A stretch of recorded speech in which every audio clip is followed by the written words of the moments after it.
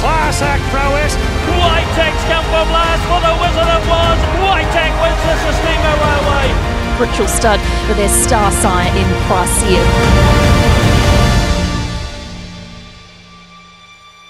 When you take a stallion on, you always are secretly hopeful that they'll end up champion stallion. It very rarely happens, so it's been a phenomenal ride with Proisir the last few years, and obviously the crowning glory was being crowned champion stallion, and not only that, with record earnings of becoming the first stallion in New Zealand history to sire earnings over 4 million domestically.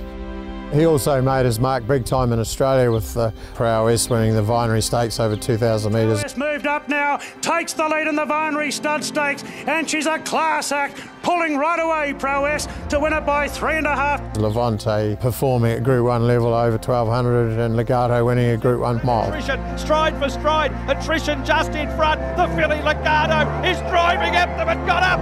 The filly, the Kiwi, Legato. All in all, it was an absolutely phenomenal year for Proisir. It really has been a dream ride to have this stallion on the property and what he's achieved off relatively modest service fee.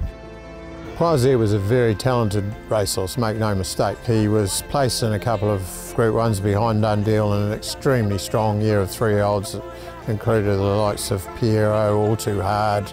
It was one of the great Australian crops. He showed true Group 1 ability, and that's what appealed to me so much as getting him as a stallion prospect. I remember Proisir as a racehorse, and he was a very, very good miler. Have a look at his early form. Not many horses can do what Proisir did in his early form.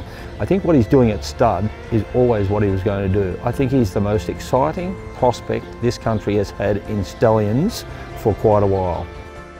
He's very balanced, and I think that's what you see in a lot of his stock, is that beautiful balance and the way they move. They very much move like him. Yeah, he could be a super sire, there's no doubt about that. We bought Proisir at the Yearling sales for $230,000. She was supremely athletic. She'd come off a turn and her first stride would just be wow. She was filly that every time we saw her she just grew on us. Great physical specimen, and looked to have a good attitude, good action, and thankfully it's all proven correct. What appeals to me about Proisirs is they're just genuine racehorses. Yonst was one of the first ones that come into our stable, just showed a lot of ability. She was near unbeaten, went all the way through and raced in a Group 1. We were very keen to get hold of as many as we could last year because the stallion's just going from strength to strength.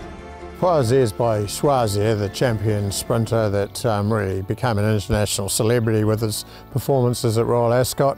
He's out of Prophet's Jewel, who's an encosted lager mare, and of course his second dam is by Centane, who again has been a champion sire, and he traces back to Bridesmaid. That's the great Tapero family, who was classed as the 8 carat of her day, such a fantastic broodmare. So all those elements have combined to make him a beautifully bred horse and very effective with New Zealand bloodlines. He's left 30 stakes horses, and from those stakes horses, 5 have been Group 1 winners. We know he was the leading sire of Group 1 winners in Australasia last season, and 7 individuals are Group 1 placed. So a phenomenal record. We saw it at Karaka last year where he got 100% clearance and he averaged almost 200,000. So again, that just puts them commercially now at an extremely high level. The good Proisirs, they seem to be very consistent horses that try really hard, and they also have a great turn of foot. So, you know, those 3 attributes for any stallion's progeny are a great thing. He's going to, you know, obviously throw horses that can perform at the highest level and compete against the best, and you can't ask for much more than that.